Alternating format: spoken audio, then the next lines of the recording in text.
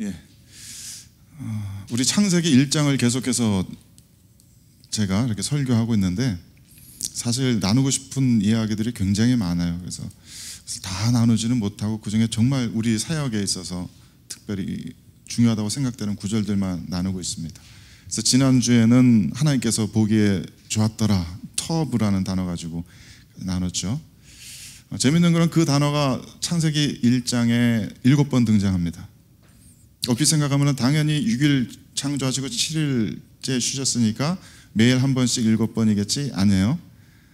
둘째 날 하늘을 만드실 땐 좋았더라가 없습니다. 하늘 만든 것 갖고는 좋아하지 않으세요. 빛과 어둠 만드시고 나누시고 빛을 보시고 좋아하셨고, 하늘은 뭐 그냥 하늘.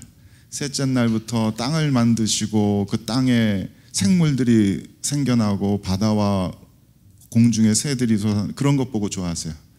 그리고 마지막 날에 인간을 만드신 것 보시고 좋아하시고, 마지막으로 전체 너무 좋았더라.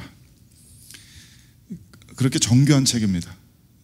창세기 1장의 첫 구절은 단어가 7개, 그 다음 구절은 14개, 그 다음엔 21개, 그런 식으로 굉장히 정교한 책이에요.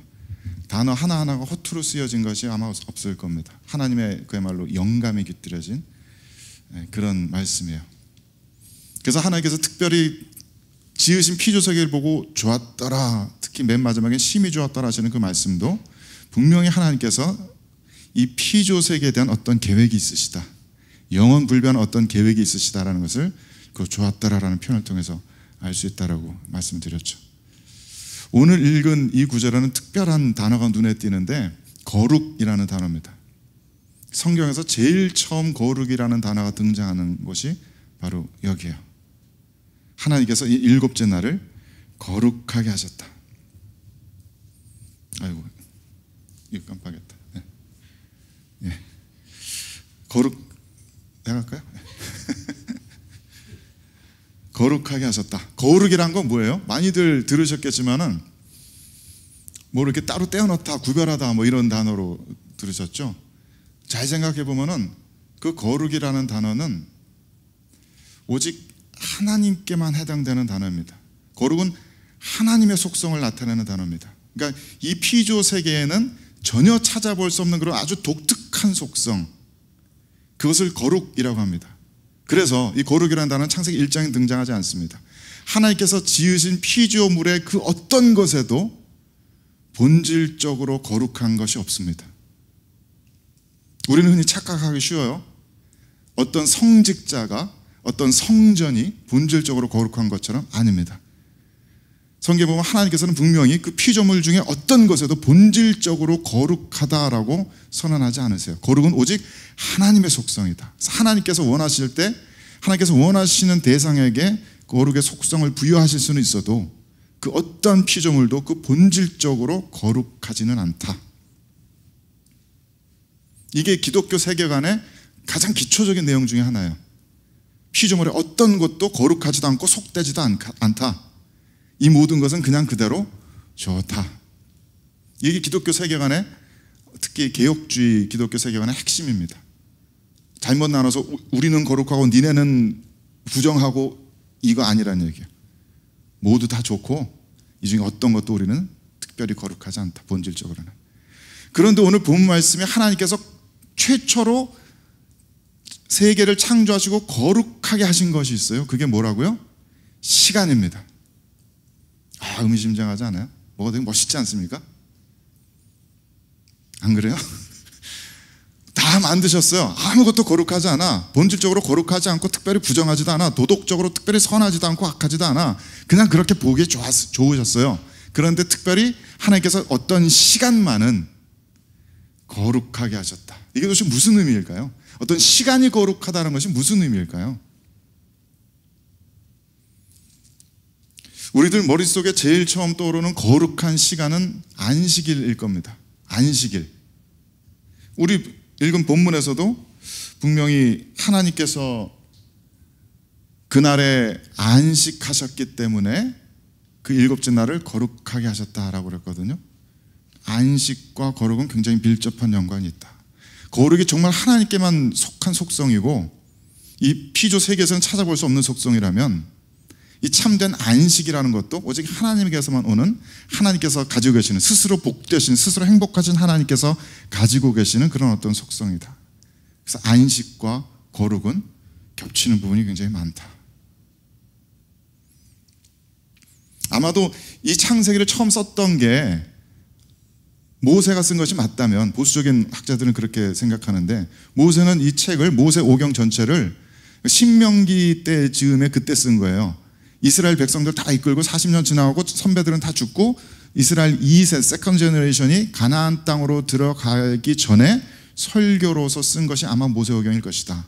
그렇기 때문에 모세가 하고 싶었던 얘기는, 자, 니네 하나님 모르지? 니네 율법도 잘 모르지? 하지만 니네들 저 가나안 땅에 들어가려면 이 하나님 율법대로 살아야 돼. 그렇기 때문에 모세는 의식적으로 세계 창조에서부터 이 안식일의 규례를 강조하려고 이렇게 썼을 가능성이 높습니다. 어쩌면 모세가 쓴 거 아닐지도 몰라요. 모세가 쓴 어떤 기록들이 남아있을지 모르지만 어떤 진보적인 신학자 이야기대로 바벨론 포로 갔다 온 다음에 다시 이스라엘로 돌아와서 다시 이스라엘 공동체를 시작하려 하는 그 즈음에 사람들이 모세의 기록과 구전과 이런 거 합쳐서 편집했을지도 몰라요. 그래도 콘텍스트는 비슷합니다.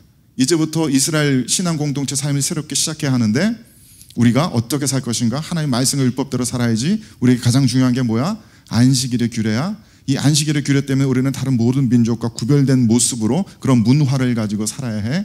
그렇기 때문에 세계 창조에 대한 이야기하면서 이 안식일에 대한 힌트를 줄 수 있는 그런 이런 말씀을 썼을 가능성이 높아요. 어떤 의미이든 간에 유대인들에게 안식일은 그야말로 거룩한 시간입니다. 책 읽기 좋아하시는 분은 이 책을 권해드립니다. 아브라함 하셀의 안식이라는 책인데 유대교의 랍비가 쓴 책이에요. 기독교 서적이 아니고 유대교 서적입니다. 그런데 이 책에 보면은 경건한 유대인들이 어떻게 안식일을 지켜왔는지 너무나 생생하고 감동 깊게 쓰고 있어요. 그래서 많은 크리스찬들 보면 아마 도움이 될 겁니다. 굉장히 많은 도움이 되고, 안식이라는 것이 이렇게 거룩한 것이었나? 이렇게 아름다운 것이었나? 그렇게 아마 생각하게 될 겁니다. 베더스 지나다니는 유대인들, 보수적인 유대인들 아마 다시 보이게 될 거예요. 저분들이 저렇게 거룩한 분들이었나? 이 책에 보면은 전통적으로 경건한 유대인들, 모든 유대인들이 다 그런 건 아니겠지만 경건한 유대인들은 안식일을 마치 신랑이 신부 맞이하는 것 같은 그런 기쁨으로, 기대로 맞았대요. 그래서 신부에게 준 합한채 꽃다발을 이렇게 결혼식 때 주는데, 그것처럼 안식일이 다가오면은 안식일을 준비하면서 그 합한채 꽃을 이렇게 준비하면서 그렇게 안식일을 준비한 이들도 있었다 그래요. 그래서 이 아브라함 하셀이 쓴 본인들의 가족 이야기를 보면은 금요일 오후가 되면은 이제 안식일 준비로 바쁩니다. 금요일 밤 해가 딱 지면 안식이 시작되는 거예요. 금요일 밤부터 토요일 밤까지. 그러니까 금요일 오후에 모든 일이 다 끝내놔야 돼. 그래서 금요일 저녁에 만찬과 동시에 안식일이 시작이 되는 겁니다. 그렇기 때문에 식사 준비랑 뭐 집안 청소랑 오후에 금요일 다 하는데, 식사를 뭐 거창하게 하는 게 아니고 굉장히 소박하게 단촐하게 식사 준비를 합니다. 그리고 해가 지는 시간이 되면 가장이 가족들 다 불러 모아서 하나님 앞에 경건하게 기도하고 축사하고 그러고 식사를 시작하는 거예요. 모든 가족들이 함께 모여서 도란도란 이야기 나누고 서로의 안부를 묻고 서로를 격려하고 서로의 힘들었던 이야기 나누면서 단촐하지만 아주 진실된 아름다운 거로 식사를 합니다. 그리고 그 다음 날까지도 토요일 이제 안식일이 되면은 느지막이 이렇게 적당히 게으름 피면서 일어난대요. 그래서 아침이랑 점심 같이 간단하게, 역시 뭐 부엌에서 불을 켜지 않으니까 준비해놨던 거 그냥 간단하게 먹고, 때로는 가까운 곳에 사는 친지들을 이렇게 불러서 식탁을 나누기도 한답니다. 그래서 서로 안부 묻고 서로 사랑의 교제 나누는데 절대 논쟁을 하지 않는다 그래요. 부엌에 불을 켜지 않는 것처럼 내 마음속에 어떤 불이 일어나지 않도록 평강 가운데, 안식 가운데 그런 대화와 교제를 나누는 겁니다. 그리고 나서 오후 시간이 되면은 집 바깥에 포치에 앉아가지고 노을이 이렇게 지는 것을 보면서, 사람들 지나다니는 것 보면서, 새들이 날아다니는 것 보면서 자연의 한가운데 조용히 침묵하며 앉아서 하나님의 임재하심을, 이 안식일 전체에 온 세계에 충만하신 하나님의 임재하심을 느끼는 거예요.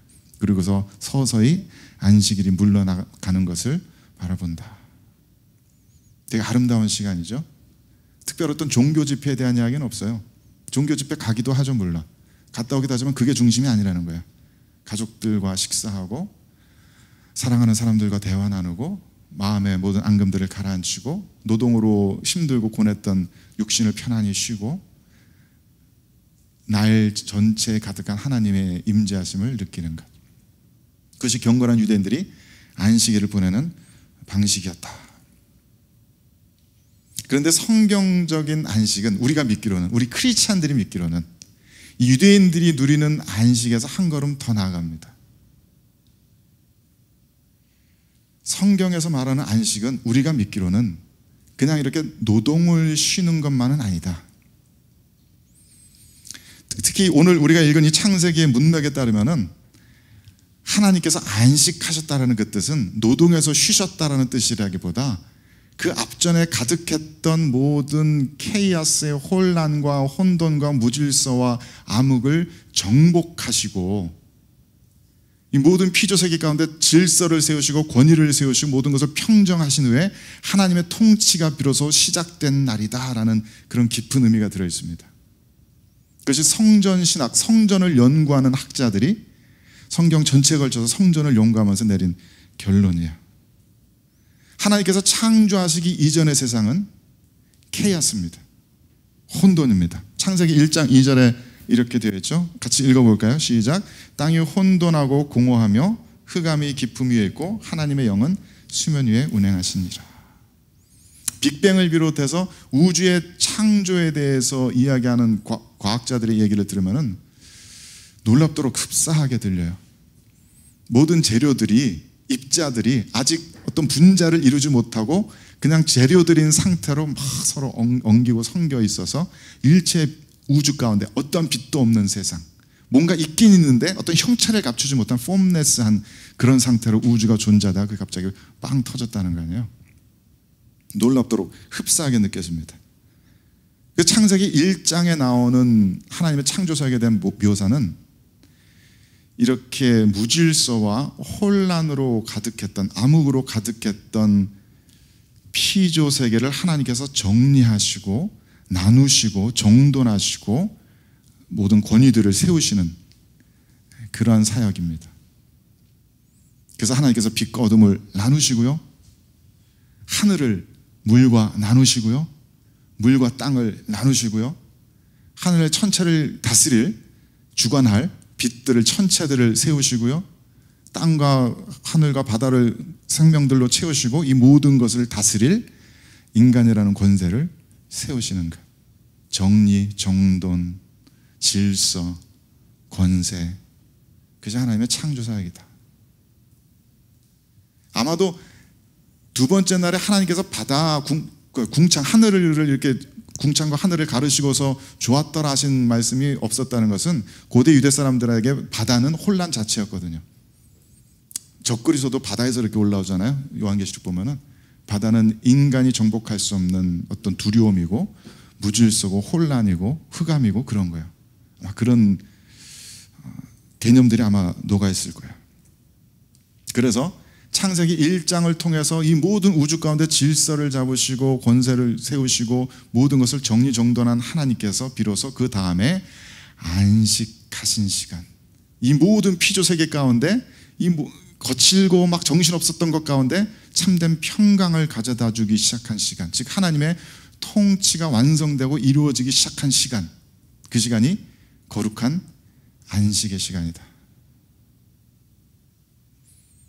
성전학자들은, 성전을 연구하는 학자들은 이 오늘 우리가 읽은 일곱째 날에 대한 묘사가 성경에 나오는 성전 건축에 대한 것 혹은 성막 건축에 대한 그런 묘사와 단어들과 그런 표현들이 굉장히 흡사하다는 것을 발견합니다. 굉장히 많은 예들이 있는데 그 중에 제 마음에 와닿는 예 중에 하나는 이겁니다. 시편 132편 말씀 보면은 여호와께서 시온을, 즉 예루살렘을 택하시고 예루살렘에 하나님의 거처를, 하나님의 집을 삼으시기 위해서 그곳을 택하시고 이곳이 내가 영원히 쉴 곳이다, 레스트 할 곳이다, 사바트 할 곳이다 쓰고 있어요. 즉 예루살렘 성전이 하나님의 레스트 할 곳, 사바트 할 곳, 안식할 곳이다 라고 쓰고 있다는 거예요. 이런 표현들이 많아요. 그렇다면은 성경에서 말하는 레스트, 사바트라는 것은 하나님의 왕좌 위에 하나님께서 좌정하셨다라는 그 얘기인 거예요. 모든 전쟁과 싸움이 그치고 하나님의 평강의 통치가 시작이 되었다. 이런 깊은 의미가 담겨 있다는 거죠. 그냥 노동을 쉰다, 일에서부터 놓여놨다, 이게 아닌 거예요. 솔로몬 왕이, 다윗 왕이 이 모든 이스라엘의 평강을 가져다 주었다. 평강이 시작되었다. 그 얘기 바로 안식인 거예요. 다시 말해서 하나님께서 일곱째 날에 안식하셨다는 말은 하나님께서 이 피조 세계를 지으시고 이 피조 세계 속으로 들어오셔서 이 피조 세계 가운데 참된 평강을 만드시고 그 가운데서 하나님의 통치를 시작하셨다라는 말과 똑같은 거예요. 여기까지 잘 따라오고 있는 것 같아요, 여러분. 굉장히 걱정했는데 와, 이건 너무 많은 내용인데 제가 설교 잘하고 있나 봐요. 잘 따라오고 있는 것 같아요. 생각해보면 굉장히 신기한 거예요. 프로그래머들, 코딩하는 사람들 생각해 보세요. 내가 만든 프로그램 속의 세계에 내가 들어간다고? 그 안에 내가 다스린다고? 근데 성전 신학도 그렇고 예배 신학도 그렇고 문화 신학도 그렇고 하나로 공통적으로 합쳐지는 결론이 있어요. 하나님께서는 이 피조 세계 안으로 들어오길 원하신다. 어떤 다른 영적인 세계가 아니라 하나님께서는 이 피조 세계 안으로 들어오셔서 하나님께서 지으시고 좋다, 터브라고 말씀하셨던 이 피조 세계 안으로 들어오셔서 이 피조 세계 전체를 성전 삼으시고 이곳에서 피조물들과 함께 사랑하며 살아가기를 원하신다. 그것이 하나님의 궁극적인 목적이다. 요한계시록 맨 마지막에 등장하는 묘사들이 바로 그런 걸 이야기하고 있는 거예요. 저는 언젠가 요한계시록 설교하고서 새벽 예배 때 설교하고서 집으로 돌아가는데 하이웨이 7 이렇게 타고 들어가는데 갑자기 그 말씀이 생각나면서 하나님의 여호와 하나님의 임재가 그 하이웨이 7의 들판 전체를 가득히 덮는 듯한 그런 환상을 보았다고 할까? 그런 느낌을 받았다고 할까? 너무나 압도적으로. 아마도 우리들 눈이 열려 있다면 우리는 언제든 요 앞에 나가서 스틸즈 거리에서 충만한 하나님의 임재하심을 발견할 수 있을지도 몰라요.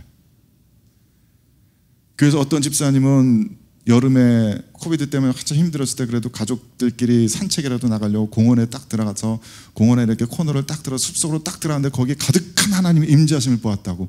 내가 이걸 어떻게 말을 못 하겠는데 어떻게 표현을 못 하겠는데 여기 하나님이 가득 계셨다고. 성도들이 간혹 느끼는 그런 것들, 교회 건물 안에서가 아니라 어떤 특정한 사람을 통해서가 아니라 이 피조 세계 속에서, 피조 세계를 통해서, 그것이 하나님의 궁극적인 목적이다. 그 하나님의 궁극적인 목적을 이해하고 성경을 읽으면 모든 것이 이해가 됩니다. 그래서 하나님의 창조사역은 우리들의 성도들의 구원의 이야기와 굉장히 흡사해요. 왜냐하면 우리 모두는 예수 그리스도를 만나기 전에 무질서와 혼란과 어둠의 삶을 살았거든요. 저는 그랬어요. 여러분들 어떨지 모르겠어요. 아마도 여러분들의 부모님이 열심히 말씀을 지켜가며 그 말씀으로 가정을 지켜가며 여러분들을 지켜왔다면 여러분들은 그렇게 무질서와 혼란을 경험하지 않았을지도 몰라요. 하지만 나이가 들어서 부모님으로부터 독립하고 혼자 살아가면서는 우리는 점점 더 내 삶 가운데 무질서가 들어오는 것을 경험할 겁니다.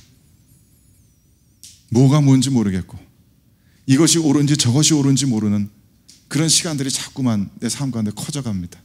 내 눈이 가려진 것처럼 내가 누구인지 모르겠고 내가 어디로 가야 되는지 모르겠고 내 삶이 흑암 가운데 덮인 것 같은 그런 시간들이 자꾸만 찾아옵니다. 저한테도 물론 있었죠. 29살 때 그것이 절정이었는데 그 29살 때 갑자기 예수 그리스도를 만나고 본격적인 회심하면서 모든 것이 너무나 선명해지더라고요. 그야말로 빛이 들어온 거예요.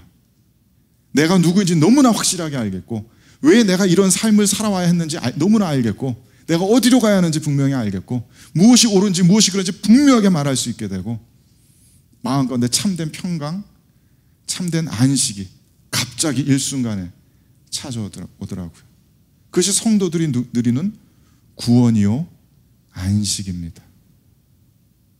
구원은 곧 안식과도 같은 거예요. 이미 믿어서 예수 그리스도 안에 있는 자라고 해도 이 안식을 잃어버릴 때가 많아요. 그러면 우리는 다시 한번 그리스도 앞으로 나아가서 내 마음의 모든 혼란들을 쏟아내놓고 주님 바라보아야 한다는 말이 바로 그런 거예요. 이 문제를 해결하려고 애쓰기보다 먼저 주님 앞에 서서 그 평강을 안식을 구하는 것이 먼저다라는 신학의 선배들의 말씀이 바로 그런 거예요. 그러니까 기독교 신앙은, 하나님의 말씀은 우리들이 당면한 어떤 문제들, 남자친구의 문제, 여자친구의 문제, 결혼과 연애의 문제, 직장의 문제, 이런 것들 해결해 주지 않아요. 그보다 훨씬 더 근원적이고 훨씬 더 커다란 일들을 해결해 줍니다. 이런 것들이 문제로조차 여겨지지 않을 정도로. 그래서 내 마음에 맞는 설교 말씀 들어다니고 내가 원하는 예배, 이게 아니고 하나님께서 나를 변화시키도록 성경에서 뭐라고 이야기하고 있는 것을 자꾸 들여다보는 이유가 그런 거죠. 그것이 성경에서 말하는 참된 안식이다. 하나님의 통치, 천국. 근데 또 재밌는 거는요, 오늘 이 본문 말씀에 보면은 하나님께서 거룩하게 하신 7째 날이 끝나지 않습니다. 지금까지는 계속 그렇게 썼어요. 하나님께서 무슨 일을 하셨고 저녁이 되고 아침이 되니 이는 첫째 날이니라. 또 무슨 일을 하시고 저녁이 되고 아침이 되니 둘째 날이니라. 셋째 날, 넷째 날, 여섯째 날 되고 일곱째 날은 그 얘기가 없어요. 그래서 문장 그대로만 보면은 일곱째 날은 안 끝난 것 같아요. 꼭 끝나지 않는 날들인 것 같아요. 끝나지 않는 시간인 것 같아요. 왜냐하면 그것이 하나님의 궁극적인 창조 목적이니까. 만약에 이 뒤로 아담이 타락하고 뭐 이런 사건이 없었다면은 우리는 계속해서 그 영원한 안식 가운데 사는 거예요. 하나님께서 무질서를 모두 다 정복하시고 이 피조세계에 참된 질서를 이루시고 하나님의 임재하심이 그 피조세계 가운데 깃들여져서 하나님과 사람이 마음껏 서로 교통하며 서로 사랑하며 온전한 순종과 온전한 사랑을 주고받으면서 피조물 간의 완전한 샬롬의 평강을 누리면서 그냥 계속 사는 거예요. 그게 하나님의 궁극적인 목적이시다. 신약 성경이 그런 생각을 굉장히 뒷받침해주는 말씀들이 많습니다. 특히 히브리서 4장 말씀 보면은 읽어봅시다. 시작. 그러므로 우리는 두려워할지니 그의 안식에 들어갈 약속이 남아있을지라도 너희 중에는 혹 이르지 못할 자가 있을까 함이라. 사실 이 히브리서 4장 앞부분 전체를 좀 읽으면 좋겠는데 나중에 한번 좀 천천히 읽고 묵상해 보세요. 그 다음 문장도 쓰여진 대로 쭉 읽어봅시다. 시작. 이미 믿는 우리들은 저 안식에 들어가는도다. 그런즉 안식할 때가 하나님의 백성에게 남아있도다.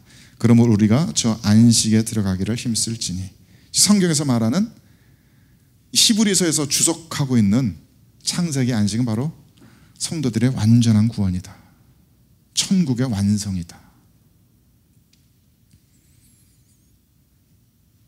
그러니까 유대교 율법에서 주어졌던 그 안식일의 규례는 인류의 역사, 미래에 완전하게 성취될 그 완전한 안식의 시대, 그 완전한 거룩의 시간을 미리 잠깐씩 살아보는 것 뿐이에요. 프리뷰입니다. 그런데 그 프리뷰에 그 미리 잠깐 살아보는 그것에 우리들에게 보증금처럼 주어진, 디파짓으로 주어진 그것에 몰두하고 그것을 지키려고 애쓰는 것이 하나님의 뜻을 성취하는 게 아니라는 거죠. 이건 프리뷰예요. 이건 모델입니다. 하나의 그림자입니다. 그래서 예수님께서는 안식일의 규례에 얽매이지 말라고 가르치시죠. 이거 굉장히 의미심장한 가르침입니다. 주님께서 스스로 안식일의 주인이다. 내가 마스터 오브 사바스라고 말씀하시면서 특히 여기 안 써놨군요. 마태복음 12장 보면은 볼까요? 잠깐. 마태복음 12장 굉장히 긴 말씀들이 이렇게 있어서 읽을까 말까 고민을 좀 했었거든요. 마태복음 12장 한번 펴봐 주세요.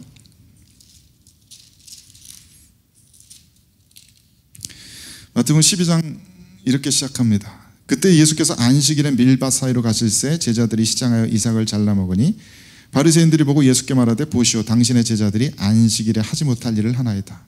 예수께서 이르시되 다윗이 자기와 그 함께한 자들이 시장할 때 한 일을 읽지 못하였느냐. 그가 하나님의 전에 들어가서 제사장 외에는 자기나 그 함께한 자들이 먹어서는 안 되는 진설병을 먹지 아니하였느냐. 또 안식일에 제사장들이 성전 안에서 안식을 범하여도 죄가 없음을 너희가 율법에서 읽지 못하였느냐. 내가 너희에게 이르노니 성전보다 더 큰 이가 여기 있느니라. 나는 자비를 원하고 제사를 원하지 아니하노라 하신 뜻을 너희가 알았더라면 무죄한 자를 정죄하지 아니하였으리라. 인자는 안식일의 주인이라 이니라 하시니라. 그러고 나서 또 안식일에 병 고치는 일들을 기록하면서 12절에 이렇게 되어 있습니다. 사람이 양보다 얼마나 더 귀하냐. 그러므로 안식일에 선을 행하는 것이 옳으니라. 안식일은 무언가를 하지 말아야 되는 날이 아닌 거예요. 하나님의 뜻대로 온전하게 완성된 이 세상을 미리 맛보고 살아가는 날들이 안식일이라는 거예요. 지금 저는 여러분의 신앙에 굉장히 큰 도전을 던지고 있는 겁니다. 주일은 안식일 아니다. 우리 크리스찬들은 안식일 지키지 않는다. 그래서 사도 바울이 안식일의 규례 얼매지 말라고 이렇게 가르칩니다. 골로새서 2장 16절 읽어봅시다. 시작. 그러므로 먹고 마시는 것과 절기나 추하루나 안식일을 이유로 누구든지 너희를 비판하지 못하게 하라. 왜냐하면 초대교회 성도들은 안식일 안 지켰거든요. 처음엔 지켰겠지. 하지만 거기에 얽매이지 않았어요. 그리고 언제 예배 드렸어요? 예배는 늘 드렸어요. 지금 우리들처럼 예배 드리는 날 따로 정해져 있지 않았어요. 그냥 예배 드렸습니다. 마켓에서도 전하고 광야에서도 예배 드리면서 세례 베풀고 그냥 있는 곳에서 늘 예배 드렸습니다. 그리고 물론 예수 그리스도께서 부활하신 그 주일날 아침에 새벽 미명에 모여서 함께 말씀 나누고 기도하고 찬송 예배 드렸어요. 그리고 쉬었어요? 아니요. 그냥 가서 일하러 갔어요. 주일은 쉬는 날이 아니거든요.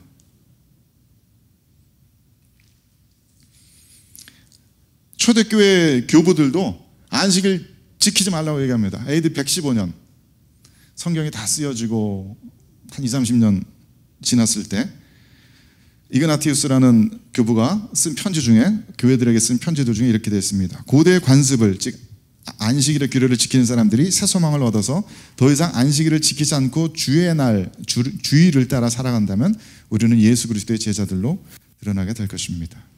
안식일 규례 지키지 않았다. 제7 안식일 교회가 이단이라고 하는 이유는 바로 그겁니다. 토요일 날 꼭 안식일이니까 그날 예배 드려야 돼? 아니요. 그러려면 다른 모든 계명의 율법들 다 지켜야지. 마음에 탐심 품지 말라는 그런 계명도 다 지켜야지. 모두를 내 몸처럼 사랑하라는 것도 다 지켜야지. 하나도 못 지키면 그러면 천국 못 간다는 얘기 아니에요. 아니요, 우리는 안식일 지키지 않습니다. 우리는 예수 그리스도 안에서 살아가는 모든 날을 참된 안식 가운데 살아갑니다.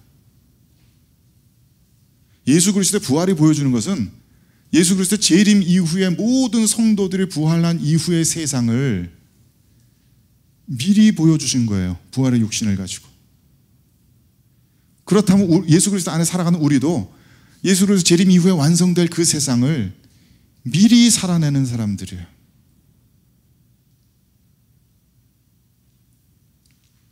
그럼 왜 우리는 주일을 안식일로 지키고 있었어요? 라고 Q&A 시간에 나올까 봐 미리 얘기하는 거예요. 로마 황제 때문에.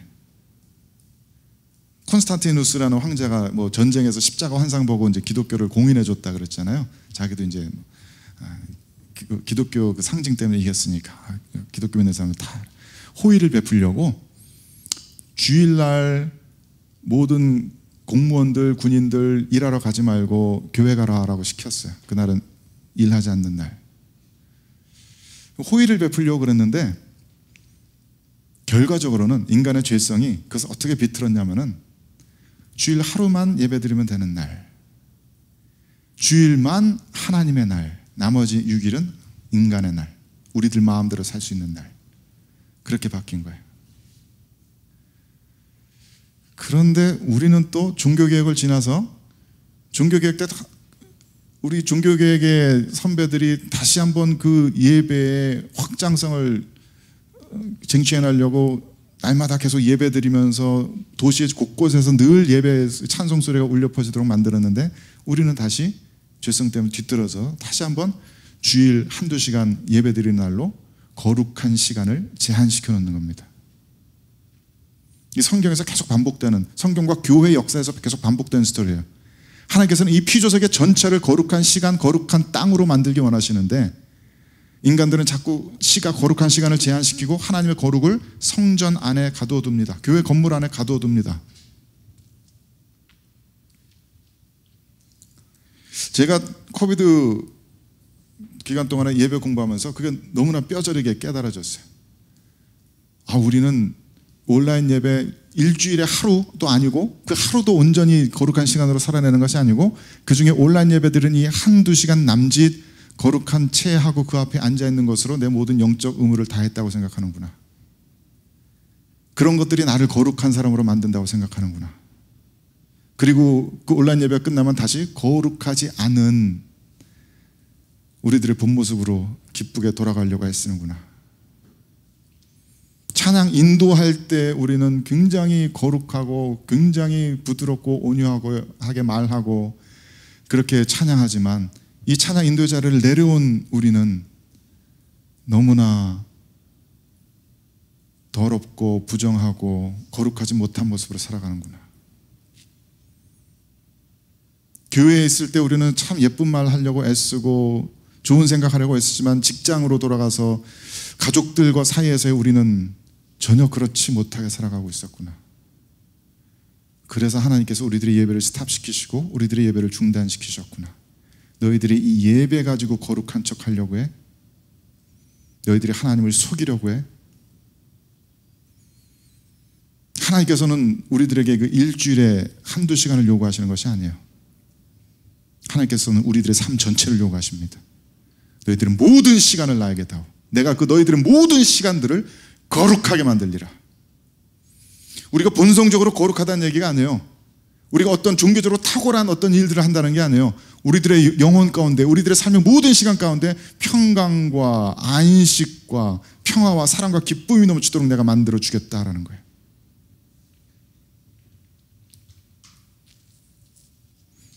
저는 그것이 하나님의 최종적인 목적이라고 믿습니다. 그래서 우리는 그런 시간을 소망하면서 기다리는 거예요. 언젠가 완벽한 평강의 시간이, 완벽한 안식의 시대가 우리들에게 온다. 우리가 만들어내는 것이 아니고 하나님께서 그 시간을 가지고 기다리고 계시고 그 시간이 우리들에게로 지금도 시시각각 다가오고 있다.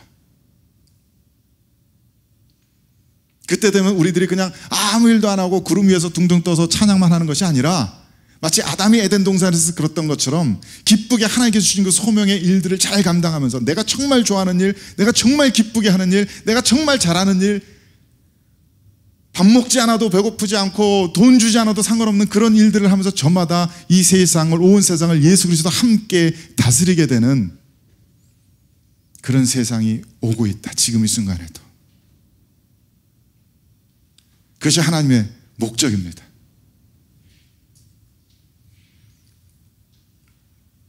우리 GMM의 사역은 예수 그리스도의 재림 이후에 이루어질 그 세상을 사람들에게 미리 보여주기 위한 사역이에요. 우린 그 미래를 예술적으로 표현하고 싶어요. 사람들은 그 세상을 상상도 할 수 없고 그걸 어떻게 말해야 될지도 모르겠지만, 그것을 이 세상 속에서 경험한 사람들도 이걸 뭐라고 표현해야 될지 모르겠지만, 그것을 창조적인 크리스찬 아티스트들이 사람들 앞에 보여주고 들려주고 경험케 해줄 수 있다면, 그래서 더 많은 사람들이 그 영원한 천국, 저 구름 위에 뜬 천국이 아니라 이 도시, 이 영핀치 스틸즈 거리에 이루어질 그 천국을 소망하면서 그 천국을 향해서 나아갈 수 있다면 얼마나 아름다운 세상이 될까. 그게 주님이 꿈꾸는 문화 선교 사역입니다. 이 세상에, 이 거리에 실제적인 변화를 일으키는 것. 어떻게 해야 되는지 몰라요. 어떻게 하면 공식적으로 이렇게 딱딱딱 되는지 우린 몰라요. 하지만 우리들 중에 그것을 본 사람들이 있기 때문에 그 비전을 향해서 그냥 함께 나아가는 겁니다. 어떻게 해야 되는지 몰라요. 우리 힘으로 할 수 있는 거 아니에요. 하지만 하나님께서는 우리들에게 보여주시고 이 메시지를 나누게 하십니다. 우린 그것을 함께 봐야 하는 사람들이고 그것을 표현해야 되는 사람들이에요. 우리들에겐 그런 문화적인 힘이 있으니까. 내 인생의 문제 해결하려고 기독교 신앙 가지는 거 아니라고요. 하나님의 문제를 함께 해결하려고 함께 하나님의 길에 뛰어드는 거라고요. 그것이 얼마나 영광스러운지 알기 때문에, 얼마나 아름다운지 알기 때문에.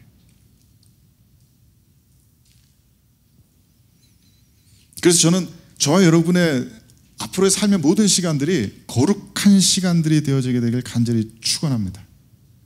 하나님께서 좋다라고 말씀하신 만한 신학적으로 올바른이 아니라 아름다운 시간들로 채워주시게 되길 바랍니다. 언제 그런 거룩을 느껴보셨어요? 물론 예배드리면서 기도하면서 말씀 읽으면서 이런 찬양과 집회 가운데서 거룩을 아마 느끼셨겠죠? 아마 친구들과 앉아서 모닥불 둘러놓고 앉아서 서로 막 얘기하면서 서로 웃고 울고 서로의 마음속 깊은 이야기하면서 그런 거룩을 체험하신 분도 있을지 몰라요. 그 평강, 그 안식, 이전까지 느껴보지 못했던 기쁨, 내 영혼의 충만함. 굉장히 사이가 안 좋았던 친구와 극적으로 화해하고 서로 부둥켜 안고 울면서 서로 사과하면서 그런 거룩을, 평강을, 참된 안식을 느껴봤을지도 몰라요. 단기 선교 가서 그런 거 느껴보기 쉽지 않나요? 연약한 이들, 그들과 함께 어울려서 밥 먹고 같이 놀고 같이 예배드리고 그러는 시간 가운데 참된 거룩을, 내 영혼의 충만함을 느끼지 않던가요? 그 시간이 교회 건물 안에 갇혀 있던가요? 그 시간이 주일에 갇혀 있던가요? 가족들끼리 함께 넷플릭스 보면서 그 거룩을 느끼지 않나요? 저는 많이 느낍니다. 온 가족 다 둘러앉아, 우리 대학간 딸도 이렇게 오고 내 딸이 여기에 싹 달라붙어가지고 아 왜 이래 귀찮아라고 하면서 좋아가지고 이렇게 딸과 약 해가지고 같이 영화 보면서 우리 가족 가운데 충만한 이 평강, 천국. 우리들의 직장에서도 학교에서도 가정에서도 이웃들과도 그런 거룩한 시간들을 많이 만들어낼 수 있기를 축복합니다. 그게 우리 크리스찬들이 해야 될 일이에요. 이 세상에 공헌할 수 있는 길이에요. 하나님의 뜻을 이루는 거예요. 신앙은 우리들에게 불가능한 일을 요구하지 않습니다. 인간의 힘으로는 할 수 없는 일이라고 말하지만은 사실 하나님 가운데 있으면, 그리스도 가운데 있으면 너무나 자연스럽게 되는 그런 일들. 저는 우리들이 모이는 모든 시간이 거룩한 시간이 되길 바라요. 꼭 정해진 예배 순서에 따라서 예배 드린다고 해서 하나님께 올바른 예배라고 저는 믿지 않아요. 더 이상 그 시간에 그냥 밥 먹고 대화 나누고 서로를 알아가고 서로 사랑하면서 이것이 얼마든지 거룩한 영원의 이터니티에 속한 시간이 될 수 있다고요. 영원히 기억되는 시간들. 안식일의 주인 되신 우리 예수 그리스도께서 바로 그런 세상을 시작하셨습니다. 그런 시간들을 우리들에게 선물해 주셨습니다. 그래서 늘 평안하세요. 늘 기뻐하시고 참된 안식 가운데 머무르시길 바랍니다. 그것이 성도들 누릴 수 있는 축복입니다.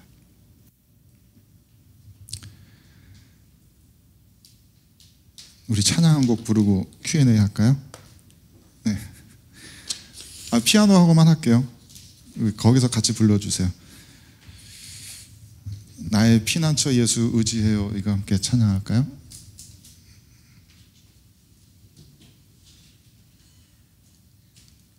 이거 누가 좀 넘겨줄래요?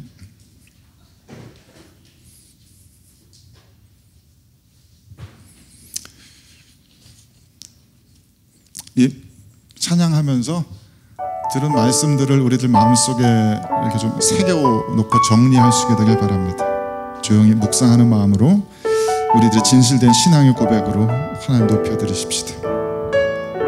나의 피난처 예수, 나의 피난처 예수 의지해요.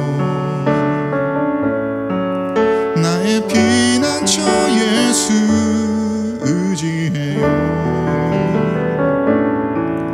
나의 가는 길에 거센 바람 몰아쳐와도 나의 피난처 예수 의지해요. 나는 영원히 주님 사랑합니다. 나는 영원히 주님 사랑해요. 나는 영원히 주님 사랑해요. 세상 어떤 것도 나의 사랑 끊을 수 없네. 나는 영원히 주님 사랑해요.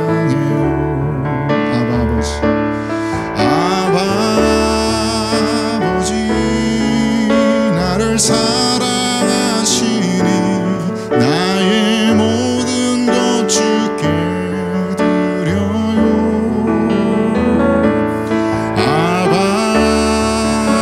아버지 내가 여기 있으니 주님 영광 위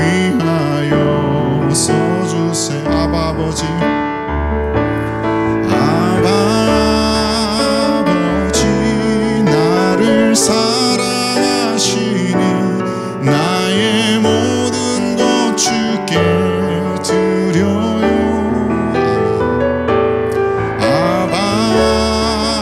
아버지 내가 여기 있으니 주님 영광 위하여 써주세요.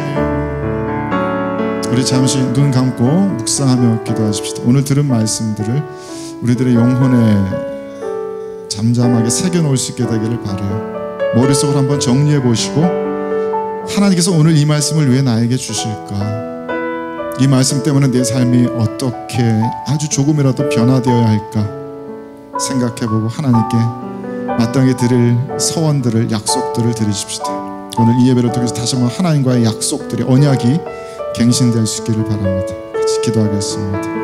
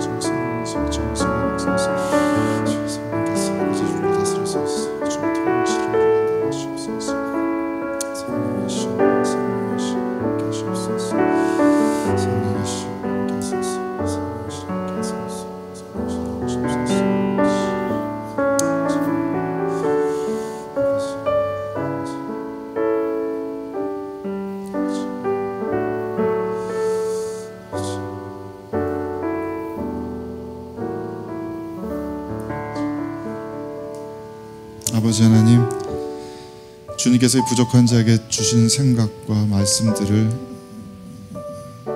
이처럼 사랑하는 청년들 앞에 전하였습니다. 이제 주의 성령께서 친히 이들의 심령 가운데 역사해 주시기를 소원합니다.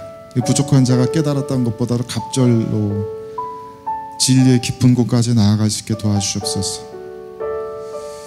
주님께서 우리들의 삶 가운데 참된 평강과 안식으로 임하여 주시옵소서. 우리들 안에 있는 모든 무질서와 혼란과 어두움들을 다 몰아내시고 빛이신 주님께서, 이 세상을 통치하시는 주님께서 우리들의 심령 안에도 빛을 던져주시고 참다운 주님의 통치를 펼쳐 주시옵소서. 그래서 우리들이 살아가는 모든 시간들이 주님의 안식 가운데 거하는 시간이 되길 원합니다. 주님의 평강 가운데 거하는 시간이 되길 원합니다. 참다운 거룩의 시간으로 우리들이 살아갈 수 있길 바랍니다. 그래서 우리들의 삶 가운데 이 세상에서는 발견할 수 없는 하나님의 그 아름다우신 속성들이 드러날 수 있도록 이 부족하고 연약한 저희들을 사용하여 주시옵소서. 오직 매일매일 매 순간순간 주님의 인도하심과 이끄심에 반응하며 주님의 말씀을 등불 삼아서 걸어갈 때 주님께서 저희들을 통해서 정말로 아름다운 일들을 행하실 줄로 믿습니다.